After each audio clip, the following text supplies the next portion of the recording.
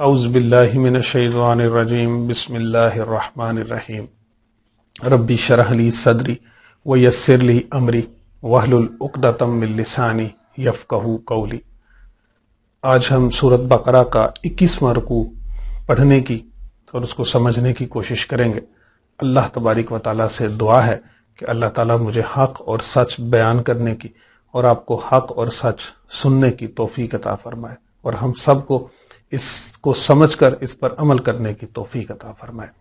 ارشاد باری تعالیٰ ہے، یا ایھا الناس کلوا مما فی الارض حلالا طیبا، اے لوگوں کھاؤ جو کچھ زمین میں ہے حلال اور پاکیزہ۔ تو یہاں اللہ تبارک و تعالیٰ نے حلال کھانے کا حکم عطا فرمایا۔ حلال کا مومن کے ساتھ ایک بڑا گہرا رشتہ ہے، اور حرام اتنی قابل نفرت اور مکروہ چیز ہے کہ اس کے بارے میں ایک حدیث مبارکہ میں آتا ہے کہ شیطان نے آ کر بہکا کر تو مسلمانوں کو حرام کی طرف رغبت دلائی، جبکہ اللہ تبارک و تعالیٰ نے انسانیت کو حلال کھانے کا حکم دیا، حلال کے ساتھ اس کا گہرا رشتہ جوڑا۔ ایک حدیث مبارکہ میں حضرت سعد بن ابی وقاص رضی اللہ تعالی عنہ نے آقا کریم صلی اللہ علیہ وآلہ وسلم سے ارشاد فرمایا کہ یا رسول اللہ صلی اللہ علیہ وآلہ وسلم دعا کیجئے کہ اللہ مجھے مستجاب الدعا کر دے۔ تو نبی کریم صلی اللہ علیہ وآلہ وسلم نے فرمایا کہ حلال کھایا کریں، پاکیزہ مال کھائیں، اللہ تعالیٰ آپ کو مستجاب الدعا کر دے گا۔ تو آپ دیکھیں کہ ایک تو اس کا یہ معنی نکلتا ہے کہ ہم حلال کی کوشش کریں، حلال کھائیں اور حرام سے بچیں، اور دوسرا یہ اس چیز کی طرف بھی اشارہ ہے جو یہود و نصارہ کچھ ایسی چیزوں کو اپنے اوپر حرام کر لیتے تھے کہ جو کہ اللہ تبارک و تعالیٰ نے حلال کی ہیں۔ آگے فرمایا وَلَا تَتَّبِعُوا خُطُوَاتِ الشَّيْطَانِ، اور شیطان کے نقش قدم پر مت چلیں۔ شیطان انسان کا بلا شبہ کھلا دشمن ہے۔ شیطان انسان کو بہکاتا ہے، اس کو طرح طرح کے وسوسوں میں مبتلا کرتا ہے۔ دنیا میں فساد کی اصل جڑ وہ شیطانی سوچ ہے جو وہ انسانوں میں داخل کر دیتا ہے۔ تو ہر وقت اس سے بچنے کا حکم ہے، ہر وقت اس سے پناہ مانگنے کا حکم ہے۔ اِنَّهُ لَكُمْ عَدُوٌّ مُّبِينٌ، وہ تو کھلا دشمن ہے۔ اب آپ اندازہ کریں، دنیا میں کبھی ایسا ہو سکتا ہے کہ جس کے بارے میں ہمیں علم ہو کہ یہ ہمارا دشمن ہے اور ہم اس سے نہ بچیں؟ ایسا ممکن نہیں ہے۔ جو بھی دشمن ہوگا ہم اس کو بالکل دشمن سمجھیں گے اور پھر اسے بچ بھی جائیں گے، اور جس دشمن کو انسان دشمن نہیں سمجھتا پھر وہ اس سے نقصان اٹھاتا ہے۔ تو اللہ تعالیٰ نے تو بڑے صریحاً کھلے الفاظ میں شیطان کے بارے میں بتا دیا کہ یہ انسان کا کھلا دشمن ہے، اور اس کا کام ہی انسان کو بہکانا ہے، رحمت خداوندی سے اس کو محروم کرنا ہے، اور استغفر اللہ ثم استغفر اللہ، اس کو جہنم کی طرف لے کر جانا ہے۔ تو یہ تو اس کا مشن ہے، یہ تو اس کا مقصد ہے، یہ تو اس کا وہ چیلنج ہے جو وہ کر آیا۔ اور ہمیں بھی اب چاہیے کہ ہم اس شیطان کو اس کی شیطانیت سمیت سمجھیں۔ ہر وہ کام جو خلاف شرع ہے، ہر وہ کام جو اللہ اور اللہ کے رسول صلی اللہ علیہ وآلہ وسلم کے حکم سے ٹکراتا ہے، یقیناً وہ شیطانی کام ہے۔ تو لہٰذا ہمیں اس سے بچنا چاہیے، کیونکہ یہ ہمارا کھلا دشمن ہے، یہ کبھی بھی ہماری خیر نہیں چاہتا۔ اور آگے فرمایا انما یأمرکم بالسوء والفحشاء، بے شک یہ ہمیں حکم دیتا ہے برائی کا اور بے حیائی کا۔ یہ جتنی جو بے حیائی ہے جو اللہ کی ناراضی کا سبب بنتی ہے، یہ ساری کی ساری اس شیطان کی پروردہ ہے۔ اس معاشرے کو ورگلانے والا شیطان ہی ہے، جو طرح طرح کی برائیاں، لڑائی جھگڑے، بے حیائیاں پھیلاتا ہے کہ معاشرہ جو ہے وہ اس کا امن اور اس کا سکون داؤ پہ لگ جاتا ہے۔ تو یہ سارے کام شیطانی ہیں۔ ان تقولوا علی اللہ ما لا تعلمون، اور یہ کہ اللہ پر وہ بات جوڑو جس کی تمہیں خبر نہیں ہے۔ عام طور پر آپ دیکھیں کہ جیسے فرشتے، ان کے حوالے سے یہود و نصارہ کا ایک جو جھوٹ تھا وہ یہ تھا کہ فرشتے نعوذ باللہ اللہ تعالیٰ کی بیٹیاں ہیں۔ کبھی اللہ کے لیے کوئی اولاد مقرر کر دیتے، کبھی کچھ بہتان باندھتے، کبھی وہ یہ بات کہتے کہ ہم تو رہیں گے مگر کچھ دیر جہنم کا عذاب برداشت کر لیں گے، تو یہ آپ دیکھیں، اندازہ کریں کہ یہ وہ جھوٹ تھے جو وہ اللہ کے ساتھ باندھتے تھے. تو ایسی بات مت کہو کہ جس کی تمہیں خبر ہی نہیں ہے، تمہیں علم ہی اس بات کا نہیں ہے. وَإِذَا قِيلَ لَهُمُ اتَّبِعُوا مَا أَنزَلَ اللَّهُ قَالُوا بَلْ نَتَّبِعُ مَا أَلْفَيْنَا عَلَيْهِ آبَاءَنَا أَوَلَوْ كَانَ آبَاؤُهُمْ لَا يَعْقِلُونَ شَيْئًا وَلَا يَهْتَدُونَ. اور جب ان سے کہا جائے کہ اللہ کے اتارے پر چلو تو کہیں بلکہ ہم تو اس پر چلیں گے جس پر اپنے باپ دادا کو پایا. اور کیا اگرچہ ان کے باپ دادا نہ کچھ عقل رکھتے ہوں نہ ہدایت. یہ ایک بڑا غلط قسم کا وتیرہ ہے کہ جب یہود و نصارہ کو تمام باطل جھوٹے خداؤں سے ہٹا کر ان کو جب وحدانیت کا پیغام دیا جاتا، جب ان کو ایک اللہ کی طرف لے کر آتے، تو وہ یہ عذر بیان کرتے کہ ہم اپنے باپ دادا کا دین کیسے چھوڑ دیں، ہم کس طرح سے وہ ایک نسل در نسل سے چلتا ہوا جو دین ہے ہمارا، ہم اس کو چھوڑ دیں، ان روایات کو کیسے ترک کر دیں. تو یہ کھلی گمراہی تھی. اور اللہ فرماتے ہیں اگرچہ ان کے باپ دادا بھی گمراہ تھے، اگرچہ ان کے آباء و اجداد بھی کفر پر رہ گئے، اور یہ نہ ان کو کوئی عقل تھی نہ ان کو کوئی ہدایت تھی، اور آگے سے انہوں نے بھی اسی وتیرے کو اپنا لیا، یہ بھی بالکل اسی کفر پر مبتلا ہو گئے، یہ بھی بالکل اسی طرح سے اسی کفر پر چلنے لگے، صرف یہ سمجھ کر کے ہمارے باپ دادا اس پر چلے ہیں، جبکہ انہیں تو چاہیے تھا کہ اب وہ خود راہ راست اختیار کرتے. جب ان تک سچا دین پہنچ گیا، جب ان کے پاس وحدانیت کا پیغام پہنچ گیا، اللہ اور اللہ کے رسول صلی اللہ علیہ وآلہ وسلم کی ہدایت پہنچ گئی، تو وہ تسلیم کرتے، لیکن وہ ڈٹے رہے، وہ اسی بات پر مصر رہے کہ یہ تو ہمارے باپ دادا کا دین ہے. تو یہ ان کی جہالت کی نشانی تھی. آگے ارشاد فرمایا وَمَثَلُ الَّذِينَ كَفَرُوا كَمَثَلِ الَّذِي يَنْعِقُ بِمَا لَا يَسْمَعُ إِلَّا دُعَاءً وَنِدَاءً سُمٌّ بُكْمٌ عُمْيٌ فَهُمْ لَا يَعْقِلُونَ. اور کافروں کی کہاوت وَمَثَلُ الَّذِينَ كَفَرُوا، ان کافروں کی مثال تو ایسی ہے کہ جیسے جو پکارے ایسے کہ خالی چیخ پکار کے سوا وہ کچھ نہ سنے، وہ اندھے گونگے اور بہرے ہیں، سمجھ نہیں رکھتے. یہاں اللہ تبارک و تعالیٰ نے کافروں کو ان چوپایوں سے تشبیہ دی ہے، ان جانوروں سے تشبیہ دی ہے کہ جو آواز تو سنتے ہیں لیکن اس کے معنی نہیں سمجھتے، جو مالک کی آواز تو سن رہے ہوتے ہیں لیکن ان کو اس کا مطلب پتہ نہیں ہوتا، کیونکہ ان میں وہ عقل نہیں ہے، ان میں وہ شعور نہیں ہے، وہ اپنا شعور گنوا چکے ہیں، وہ ضمیر اپنا مار چکے ہیں. تو فرمایا کہ یہ لوگ تو بالکل ایسے ہیں جیسے کہ یہ سوائے آواز کے اور کچھ نہیں سنتے، اور اندھے گونگے بہرے اس لیے ہیں کہ نہ یہ سچ اور حق دیکھ سکتے ہیں، نہ یہ حق بیان کر سکتے ہیں، نہ یہ حق سن سکتے ہیں، کیونکہ یہ سمجھ ہی نہیں رکھتے، یہ عقل ہی نہیں رکھتے. یا ایھا الذین آمنوا کلوا من طیبات ما رزقناکم واشکروا للہ ان کنتم ایاہ تعبدون. اور اے ایمان والو، کھاؤ ہماری دی ہوئی ستھری چیزوں میں سے اور اللہ کا احسان مانو اگر تم اسی کی عبادت کرتے ہو. دیکھیے اللہ تبارک و تعالیٰ کا شکر کتنا لازم ہے.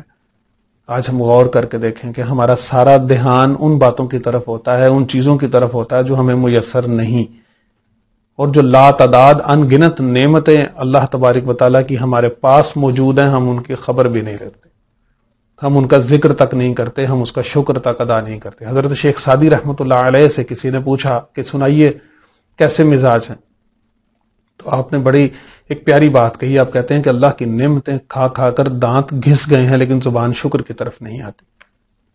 جبکہ آپ دیکھیں اللہ تبارک و تعالیٰ نے ایک بہت خوبصورت ہمیں فارمولہ عطا کر دیا، بالکل وہ فارمولہ اس چیز کے لیے جس کے پیچھے ہم دن رات بھاگتے ہیں.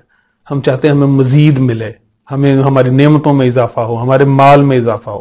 تو اللہ تبارک و تعالیٰ نے فرمایا وَإِن شَكَرْتُمْ لَأَزِيدَنَّكُمْ، اگر تم میرا شکر کرو گے میں تمہیں اور دوں گا.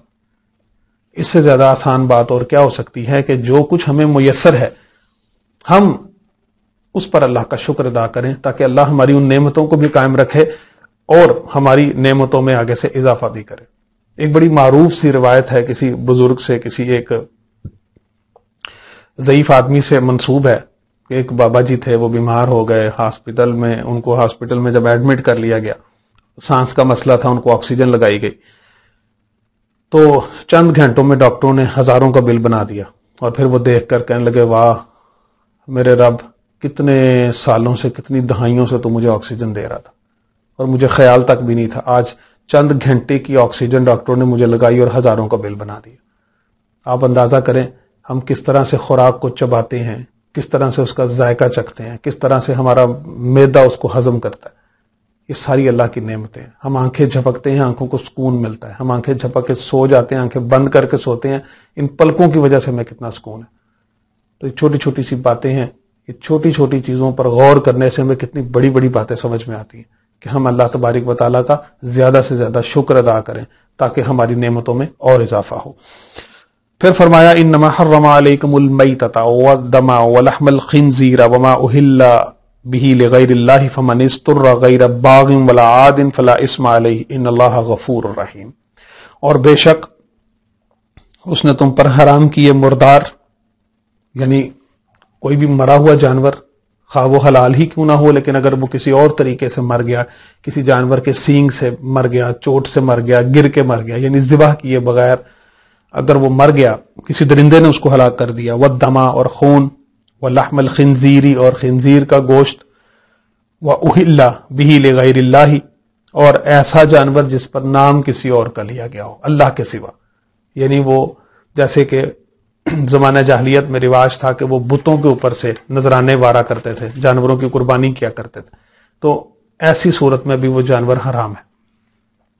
فمن اضطر غیر باغ ولا عاد فلا اثم علیہ، تو جو ناچار ہو، مجبور ہو، نہ یوں کہ خواہش سے کھائے اور نہ یوں کہ ضرورت سے آگے بڑھے، تو ان اللہ غفور رحیم، بے شک اللہ بڑا غفور رحیم ہے۔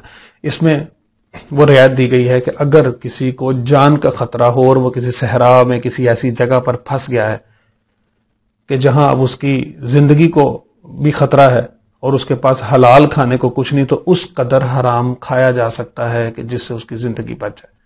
نہ تو وہ خواہش سے کھائے اور نہ ہی وہ ضرورت سے زیادہ کھائے، یعنی صرف اس قدر کھائے کہ جس قدر سے اس کی زندگی خطرے سے باہر نکل آئے، تو پھر اس پر کچھ گناہ نہیں ہے۔ یہ اللہ تبارک و تعالی نے اس کو رعایت دی ہے۔ ان الذین یکتمون ما انزل اللہ من الکتاب ویشترون بہ ثمنا قلیلا، اور وہ جو چھپاتے ہیں اللہ کی اتاری کتاب اور ان کے بدلے ذلیل قیمت لیتے ہیں، بالکل پھوٹی کوڑیوں کے عوض وہ اللہ کے کلام کو چھپاتے ہیں۔ یہ بھی ان یہود و نصارہ کے ان علماء کی بات ہو رہی ہے کہ وہ جو توریت کے انجیل کے عالم تو تھے اور نبی پاک صلی اللہ علیہ وآلہ وسلم کی بعثت کی، آقا کریم صلی اللہ علیہ وسلم کی آمد کی اطلاعیں چھپایا کرتے تھے، نبی پاک صلی اللہ علیہ وآلہ وسلم کے فضائل، آپ کے مناقبات، آپ کے معجزات، آپ کی نشانیاں اور علامتیں چھپایا کرتے تھے، محض اس وجہ سے کہ آپ وہ یہ گمان کرتے تھے کہ جو آخری نبی الزماں ہوں گے وہ انہی کی قوم میں سے ہوں گے۔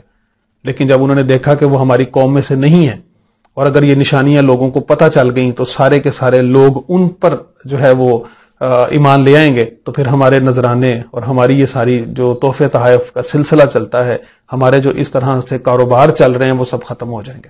اس دشمنی میں آ کر انہوں نے اپنے ایمان کو بھی برباد کر لیا، اور اللہ نے فرمایا کہ اس کے عوض وہ لیتے کیا ہیں؟ چند پھوٹی کوڑیاں، چند سکے، چند دنیا کے مال میں سے کچھ دولت کہ جس کا ان کو زندگی بھر کبھی کوئی فائدہ نہیں ہو سکتا، اس پر آ کے وہ اللہ تبارک و تعالیٰ کے کلام کو چھپاتے۔ اولئک ما یاکلون فی بطونہم الا النار، اور وہ کچھ نہیں کرتے سوائے اس کے کہ اپنے پیٹ کو جہنم کی آگ سے بھر رہے ہیں، یعنی اگر وہ حرام کھا رہے ہیں اس طریقے سے اللہ اور اللہ کے رسول صلی اللہ علیہ وسلم کو ناراض کر کے، اللہ کے پیغام کو چھپا کر، تو سوائے اس کے کہ وہ اپنے پیٹ میں جہنم کی آگ بھر رہے ہیں، اس کے سوا وہ کچھ نہیں کر رہے۔ اور فرمایا وَلَا يُكَلِّمُهُمُ اللَّهُ يَوْمَ الْقِيَامَةِ، اور اللہ قیامت والے دن ان سے کلام تک نہیں کرے گا۔ وہ پکارنا چاہیں گے لیکن اللہ ان کی پکار نہیں سنے گا۔ یہ راندے ہوئے لوگ ہوں گے، یہ دھتکارے ہوئے لوگ ہوں گے، یہ ایسے لوگ ہوں گے جو عذاب کے مستحق ہوں گے۔ اللہ کلام تک کرنا پسند نہیں کرے گا، اور دوسری طرف اللہ اپنے نیک بندوں سے کلام بھی فرمائے گا، لیکن یہ لوگ اس جو نعمت ہے اس سے محروم رہیں گے۔ وَلَا يُزَكِّيهِمْ، اور نہ ہی انہیں پاک کیا جائے گا۔ وَلَهُمْ عَذَابٌ أَلِيمٌ، اور ان کے لیے دردناک عذاب بھی ہے۔ أُولَئِكَ الَّذِينَ اشْتَرَوُا الضَّلَالَةَ بِالْهُدَى وَالْعَذَابَ بِالْمَغْفِرَةِ فَمَا أَصْبَرَهُمْ عَلَى النَّارِ، اور یہ لوگ وہ لوگ ہیں جنہوں نے ہدایت کے بدلے گمراہی مول لی اور بخشش کے بدلے عذاب، تو کس درجہ انہیں جو ہے وہ آگ کی خواہش ہے، آگ کی سہار ہے، کتنا ان کا انجام اب اس آگ کے ساتھ جڑا ہوا ہے۔ یہ وہ لوگ ہیں جنہوں نے نیکی کو چھوڑ کر بدی کو اپنایا، حق کو چھوڑ کر جنہوں نے باطل کا ساتھ دیا، جنہوں نے حقیقت کو جھٹلایا اور جھوٹ کی روش اختیار کی، جنہوں نے مغفرت اور بخشش کو چھوڑ دیا اس سے محروم رہ گئے اور عذاب کو اپنے ذمہ لیا۔ یہی وہ بدبخت لوگ ہیں کہ جنہوں نے کفر کی وجہ سے اپنی دنیا و آخرت تباہ کر لی۔ ذالک بان اللہ نزل الکتاب بالحق، یہ اس لیے کہ اللہ نے کتاب حق کے ساتھ اتاری۔ وان الذین اختلفوا فی الکتاب، اور یہ وہ لوگ ہیں جو کتاب میں اختلاف ڈالنے لگے، لفی شقاق بعید، وہ ضرور بہت بڑے جھگڑالو ہیں۔ یہ یہودیوں کے بارے میں آیت نازل ہوئی کہ جو توریت کے مختلف حصوں پر بحث و مباحثہ کیا کرتے تھے، لڑا کرتے تھے، کچھ حصوں کو مانتے تھے، کچھ کو نہیں مانتے تھے، کوئی ایک طبقہ کسی ایک بات پر مضر تھا اور دوسرا کسی دوسری بات پر بضد تھا، تو یہ وہ تھے جو جھگڑتے تھے، اس کا اصل مقصد نہیں سمجھتے تھے کہ یہ عمل کی کتاب ہے، ہم اس کو دیانتداری کے ساتھ پڑھیں، دیانتداری کے ساتھ عام عوام تک پہنچائیں اور اس پر عمل بھی کریں، بجائے اس کے وہ بحث و مباحثوں میں، لڑائی جھگڑوں میں پڑتے۔ تو اس لیے اللہ تبارک و تعالیٰ نے فرمایا کہ بے شک یہ جو اختلافات کرتے ہیں یہ بے شک پرلے درجے کے جھگڑالو ہیں، جھگڑا کرتے ہیں۔ دعا ہے کہ اللہ تبارک و تعالیٰ ہمیں ایمان کی حقیقت کی سمجھ عطا فرمائے، ہمیں اللہ تبارک و تعالیٰ دین پر صحیح طرح سے چلنے اور اس پر عمل کرنے کی توفیق عطا فرمائے۔ وآخر دعوانا ان الحمد للہ رب العالمین۔ اللہم صلی علی سیدنا و مولانا محمد بعدد کل ذرۃ مئات الف الف مرۃ وبارک وسلم وصلی علیہ۔ ربنا ظلمنا انفسنا وان لم تغفر لنا وترحمنا لنکونن من الخاسرین۔ ربنا لا تزغ قلوبنا بعد إذ هديتنا وهب لنا من لدنك رحمة إنك أنت الوهاب ربنا إنك جامع الناس اليوم لا ريب فيه إنك لا تخلف الميعاد۔ الہ العالمین، ہم نے تیری رضا کی خاطر تیرے کلام کو پڑھا، الہ العالمین ہمارا یہاں پڑھنا اور سب کا سننا اپنی بارگاہ میں قبول و منظور فرما۔ الہ العالمین، قرآن سے جڑی تمام فیوز و برکات کا نزول ہم پر فرما۔ الہ العالمین ہمیں راہ ہدایت عطا فرما۔ الہ العالمین ہمیں قرآن کے مطابق اپنی زندگیوں کو، اپنے کردار کو ڈھالنے کی توفیق عطا فرما۔ الہ العالمین اس ماہ مبارک کا صدقہ، قرآن پاک کا صدقہ، الہ العالمین ہمارے تمام فوت شدگان کی بخشش و مغفرت فرما۔ یا اللہ ہمیں بھی موت کو یاد رکھنے کی، آخرت کی تیاری کرنے کی توفیق عطا فرما۔ الہ العالمین، یا اللہ پروردگار، ہم جس وبا میں مبتلا ہیں، جس پریشانی میں، مصیبت میں مبتلا ہیں، یا اللہ اس سے نجات کی راہ نکال۔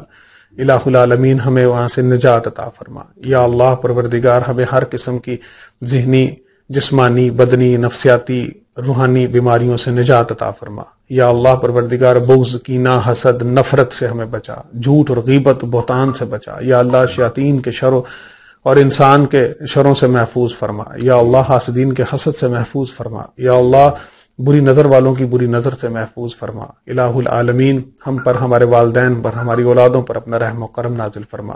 الہ العالمین، یا اللہ مسلم امہ کی خیر فرما۔ یا اللہ پاکستان کی خیر فرما، پاکستان میں رہنے والوں کی خیر فرما، پاکستان کی سرحدوں کی حفاظت کرنے والوں کی خیر فرما۔ الہ العالمین عالم اسلام کا بول بالا فرما، کفر کا منہ کالا فرما۔ الہ العالمین خاص طور پر کشمیر کے مسلمانوں پر اپنا رحم فرما۔ یا اللہ اس ماہ مبارک کا صدقہ ان کو آزادی کی دولت عطا فرما۔ یا اللہ پروردگار جو جہاں جہاں جس حال میں پریشان ہے اس کی پریشانیاں دور فرما، جو جہاں جہاں گھروں میں، ہسپتالوں میں بیمار ہیں، زخمی ہیں، جس بھی مرض میں مبتلا ہے، پروردگار تو شفا عطا فرمانے والا ہے۔ یا اللہ سب کو شفا کاملہ و عاجلہ عطا فرما۔ الہ العالمین، یا اللہ پروردگار ہمارے گھروں پر رحمتوں کا نزول فرما۔ الہ العالمین ہمارے عمل میں، علم میں، عمر میں برکتیں عطا فرما، ہمارے رزق میں برکتیں عطا فرما۔ یا اللہ ماہ مبارک کا صدقہ ہمارے رزق میں وسعت عطا فرما، ہمیں حق حلال کھانے کی توفیق عطا فرما، حرام سے یا اللہ ہمیں بچا۔ یا اللہ نیکیوں کی رغبت عطا فرما۔ یا اللہ گناہوں سے نفرت عطا فرما۔ الہ العالمین ہمیں اپنا برگزیدہ اور اپنے قرب والے بندوں میں شامل فرما۔ یا اللہ پروردگار ہم تجھ سے تمام صغیرہ کبیرہ گناہوں پر معافی طلب کرتے ہیں، یا اللہ تو ہمیں معاف فرما۔ الہ العالمین ہم صدق دل سے تجھ سے توبہ کرتے ہیں، یا اللہ ہماری توبہ قبول فرما۔ یا اللہ قصداً، صحباً، ارادتاً، غیر ارادتاً، شعوری، لاشعوری، تحت شعوری طور پر دن کے اجالوں میں کیے گئے، رات کے اندھیروں میں کیے گئے تمام گناہ، وہ جو ہمیں یاد ہیں، جو ہمیں یاد بھی نہیں، ہم سب سے یا اللہ توبہ کرتے ہیں، ہمیں معاف فرما۔ یا اللہ ہم پر رحم فرما، کرم فرما۔ وصلی اللہ تعالی علی رسول خیر خلقہ محمد وعلی آلہ واصحابہ اجمعین برحمتک یا ارحم الراحمین۔